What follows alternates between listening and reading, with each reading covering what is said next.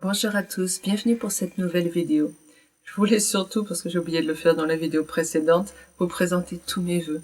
Mes vœux de bonheur, de prospérité, d'abondance, mes vœux de lumière, mes vœux de joie et d'amour pour cette année 2024.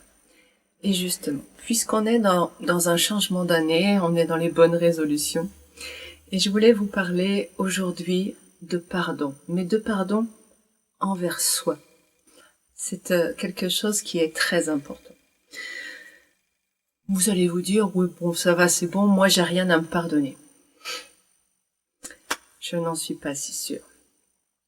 Qu'est-ce qui me permet d'avoir cette affirmation? Eh bien, c'est que vous savez bien que dans notre inconscient, nous étiquetons les choses en bien ou mal.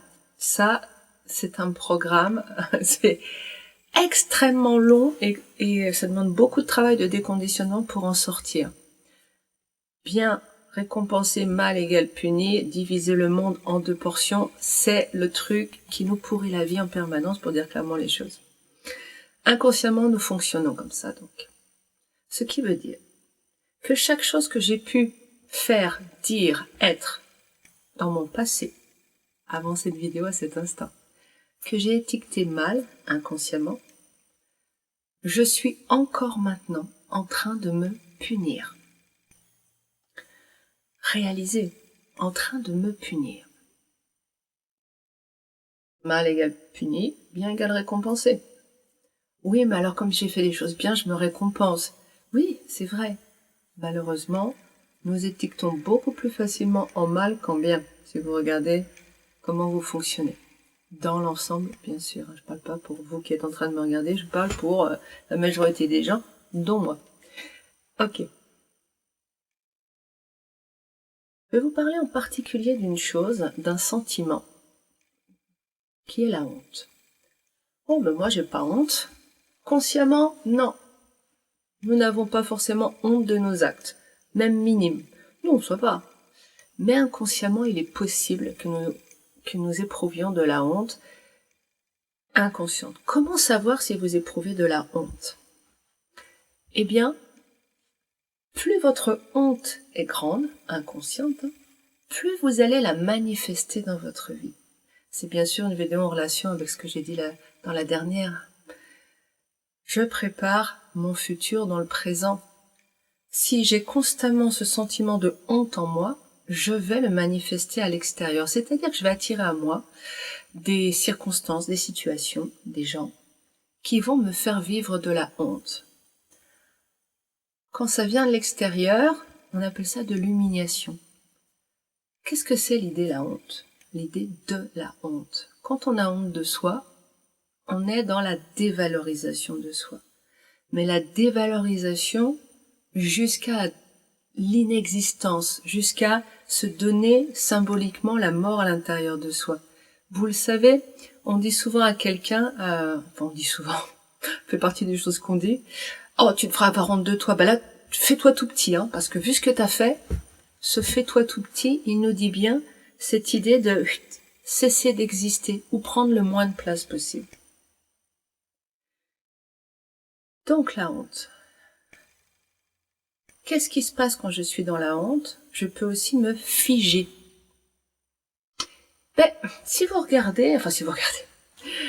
avez regardé d'autres vidéos, peut-être ça vous rappelle quelque chose. Se figer, vouloir disparaître, ça ressemble à une fuite. Ça me rappelle le cerveau reptilien. Oui, c'est bien probable, plus la honte est grande, à tous les niveaux, mais ça reste comme dans notre inconscient, que je sois dans une des réactions typiques de mon cerveau reptilien au niveau inconscient. Je me fige, je ne bouge plus, je ne fais rien. L'immobilisme intérieur se traduit dans un immobilisme extérieur. Rien ne bouge dans ma vie. Je fais des trucs, ça change rien, ça n'aboutit pas. Je présente des offres d'emploi, je veux changer de boulot, rien ne se passe.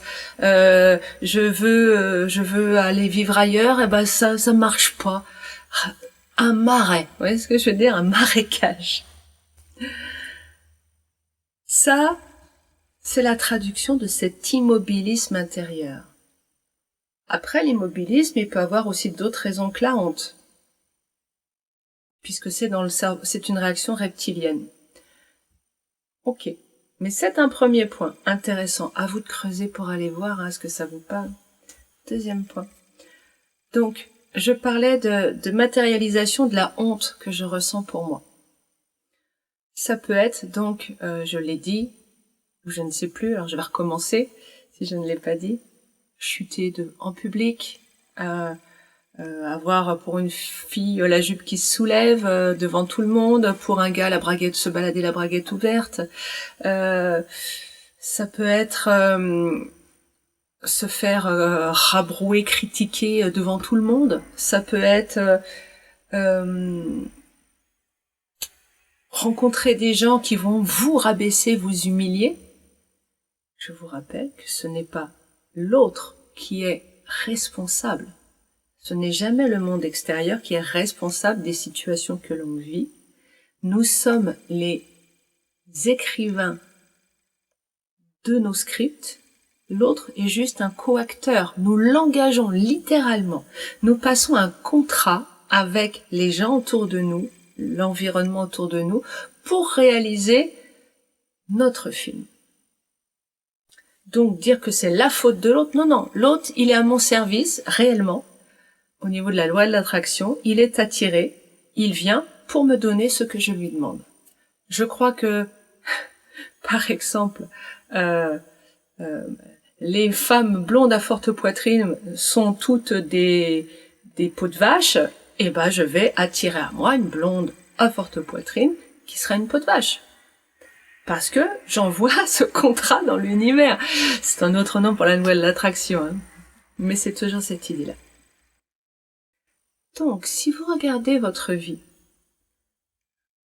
en arrière ou dans le présent, mais regardez un petit peu tout ce qui s'est passé dans votre vie d'éléments marquants. Et si vous retrouvez une constante dans l'immobilisme, dans les situations gênantes, embarrassantes, humiliantes, il est bien possible que vous ayez un grand sentiment de honte en vous. Avoir honte, c'est ne pas exister, c'est vouloir disparaître. D'ailleurs, on veut se cacher dans un trou de souris quand on a honte. Donc, si on veut se cacher dans un trou de souris, on ne veut pas être dans l'expansion. On ne veut surtout pas recevoir. On ne veut pas dépasser, avoir la tête qui dépasse des autres. On ne veut pas être différent. On ne veut pas être riche, parce que si on est riche, tout le monde va nous voir. Ouh là là, mon Dieu, c'est beaucoup trop dangereux. On ne veut pas non plus être authentique. Ben non. Parce que le problème quand on a honte de soi, c'est que on a peur de ce que les gens vont voir, vont découvrir. Parce qu'en fait, ils vont découvrir qu'on est honteux. Et qu'on est honteux au sens indignité, au sens indigne d'être là. Indigne de prendre sa place, ça parle peut-être à certains d'entre vous. Comment je peux prendre ma place quand je me sens indigne et que j'ai envie de me cacher au fond d'un trou? Prendre sa place, c'est être dans l'expansion. Les 2 pieds campés au sol. Mais moi, je veux pas être les 2 pieds campés, je veux me cacher, je veux fuir. Évidemment, plus je suis dans la honte, plus tous ces comportements vont être exacerbés. Et je vais peut-être aussi passer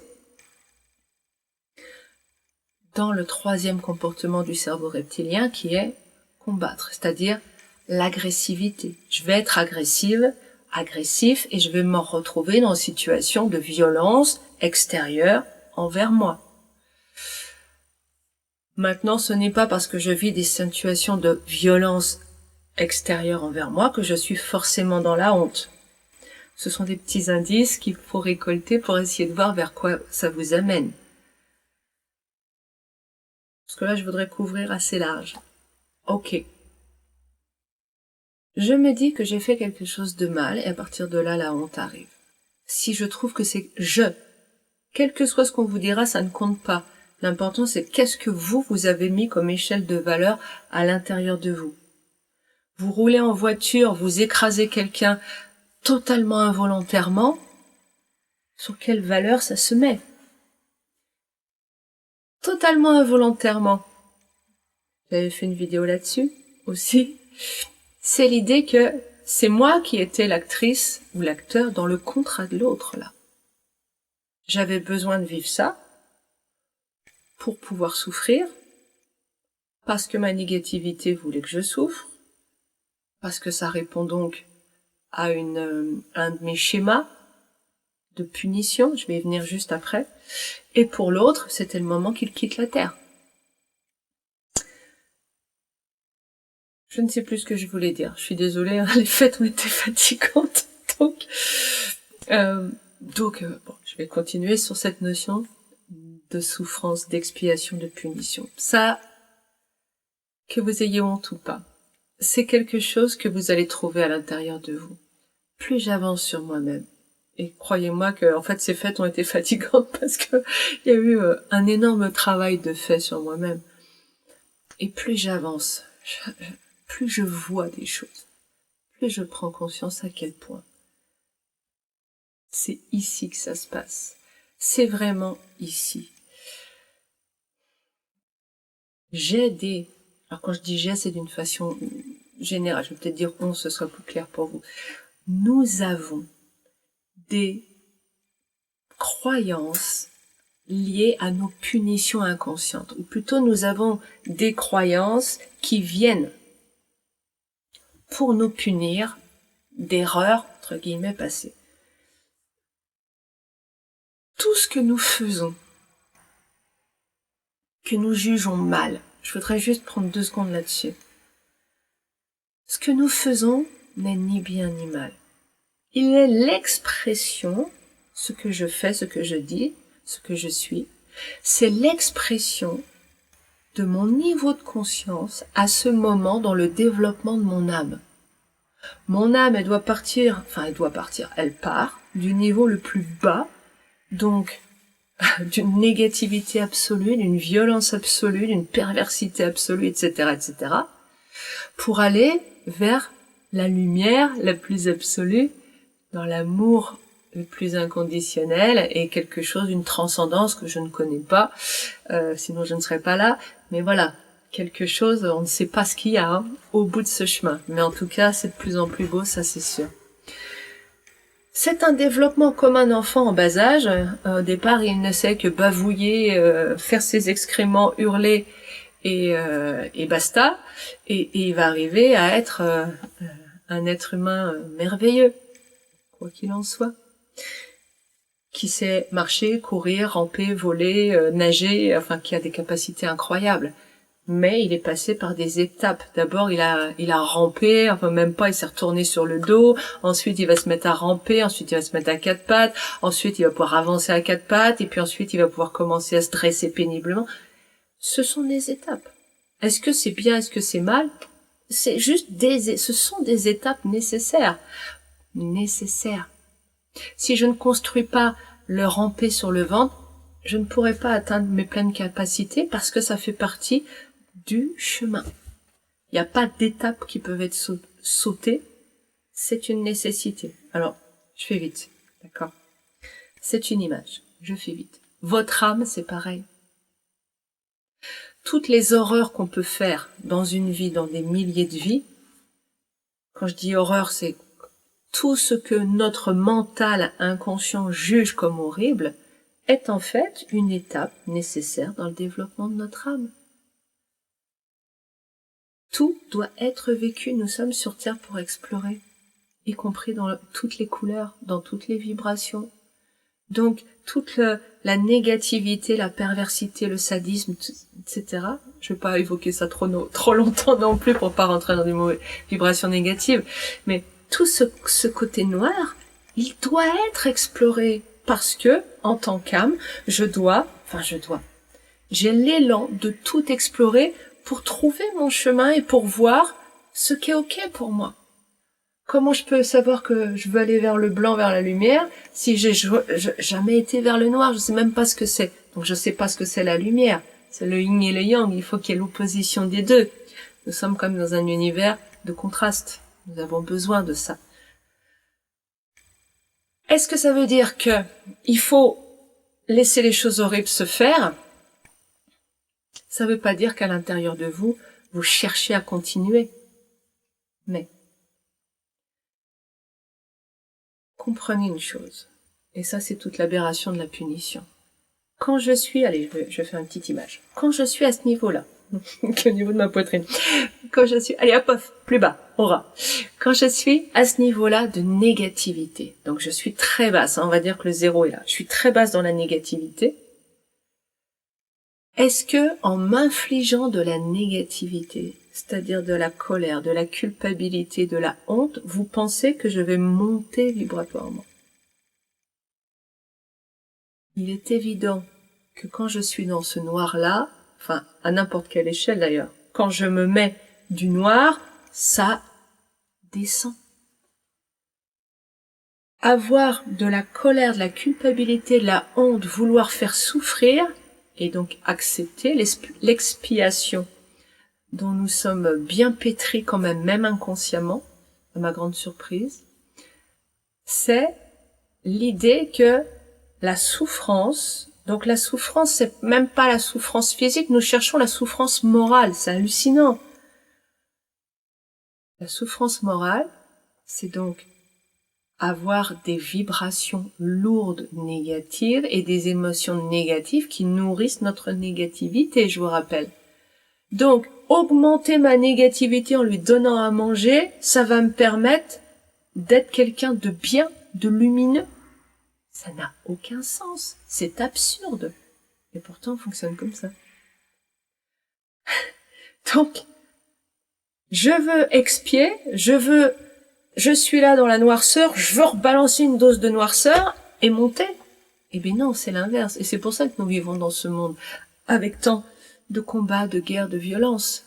Parce que nous sommes dans un système qui valorise la violence, qui...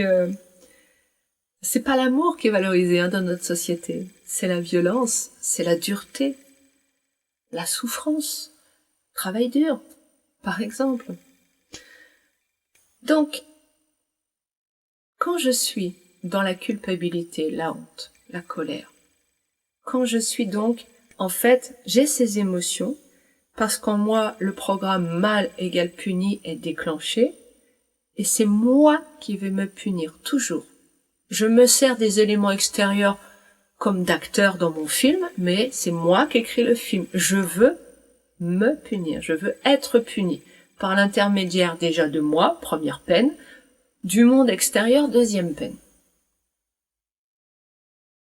Et je veux tout ça pour remonter vibratoirement, pour éviter de continuer à faire des choses que je ne voudrais pas faire.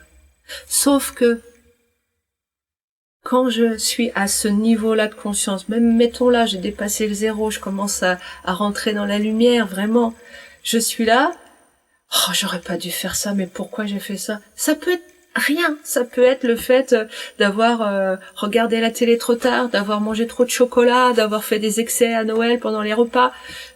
À partir du moment où je suis dans un jugement négatif, qu'est-ce qui se passe? Je vais attirer à moi de la négativité et je vais nourrir ma propre négativité. C'est ce que j'appelle la double peine. C'est la flagellation de déjà j'ai fait un truc, bon, voilà, c'est pas, j'aurais aimé ne pas le faire, mais je vais me faire souffrir par colère, culpabilité, rancune, éventuellement honte, et je vais redescendre. Mais le problème, c'est que si j'étais là et que j'ai fait ça, c'est parce que ça correspond à mon niveau de développement de l'âme. Ça, c'est le niveau où on fait tel type de choses, tel type d'erreur, entre guillemets. Et si je remets de la culpabilité, de la honte, ce que vous voulez, de la punition derrière de la souffrance, je descends. Quel est votre objectif pour 2024? Descendre le plus possible vers l'enfer ou aller vers votre paradis? Aller vers votre paradis, ça veut dire en clair. Et c'est ce que l'on apprend quand on s'intéresse un peu au développement de l'enfant, du cerveau de l'enfant. C'est ce que disent Catherine Guéguen, c'est ce que disent Isabelle Filiosa en particulier. C'est que l'enfant, pour se développer, pour que il progresse vers un être épanoui, il a besoin d'amour. C'est peut-être pas dit assez clairement. Nous avons besoin de sécurité intérieure. Sans sécurité intérieure, je passe dans le cerveau reptilien. Et je ne suis plus une belle âme en train de monter vers la lumière, je suis un animal qui a peur, sans jugement de bien ou de mal. C'est simplement dans quel état d'être je passe. C'est schématique, mais j'espère que c'est clair pour vous. En insécurité, je ne peux pas faire autrement qu'être dans la survie. Inconsciemment. Alors que votre conscient, il veut des belles choses, il essaie d'être quelqu'un de bon ou d'attirer à soi des choses agréables. Oui, mais votre inconscient, lui, il est dans le cerveau reptilien. Donc il est soit figé, non, il se passera rien dans ma vie, soit il veut disparaître, difficile de recevoir quand on n'est plus là, soit il se bat avec le monde entier. Tout ça parce que vous êtes en insécurité à l'intérieur de vous. La sécurité, elle va venir avec l'amour de vous-même. Ben oui, mais attends, on peut pas s'aimer si on fait des choses mal. Mais vous ne faites pas des choses mal. Vous faites des choses qui correspondent à votre niveau de développement de l'âme. Et vous ne pouvez pas faire autrement maintenant. Sauf que, si vous acceptez ça, en vous disant, j'ai pas le choix en fait. Je vais aller là, je vais explorer plein de choses. Il y a des choses que je vais juger mal, que je vais juger comme des erreurs, mais en fait, c'est de l'exploration. J'essaie de faire de mon mieux, et c'est tout. Au lieu de me flageller, au lieu de redescendre, je vais mettre un regard d'amour, d'acceptation. Ça veut pas dire que je cherche à continuer. Ça veut pas dire que si j'ai blessé quelqu'un volontairement, imaginons, j'en sois là, à essayer de faire du mal à quelqu'un, volontairement, eh ben ça veut pas dire que je vais essayer de recommencer, que je vais me dire oh c'est pas grave alors c'est des erreurs alors alors je peux recommencer à tuer quelqu'un. L'important c'est votre intention. Ok, vous avez fait exprès parce que vous êtes en insécurité, c'était une pulsion. Ça veut dire que c'est votre négativité qui a pris le dessus sur votre âme à ce moment-là, c'est tout, hein. Si vous êtes tout le temps dans cette volonté de nuire, de détruire, etc., c'est juste que votre négativité est devant votre âme, qui, elle, cherche la bienveillance, l'amour. Vous en êtes là. Mais si vous êtes en train de vouloir vous punir, vous en vouloir, vous redescendez encore plus bas. Ok, je suis pas parfait, ni parfaite. Ok. Je n'arrive pas à faire ce qu'il faudrait pour être tout blanc là-haut. Mais je fais de mon mieux à mon étage. Et ça, c'est remplacer cette flagellation dont nous avons l'habitude par un gros câlin plein d'amour.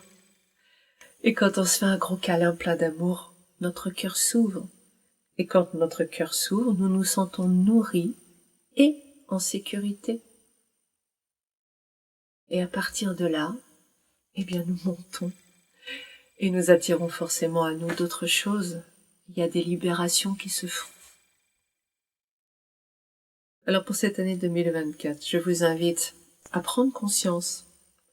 Observez un petit peu, regardez votre parcours de vie, c'est le moment de faire le point ce mois de janvier.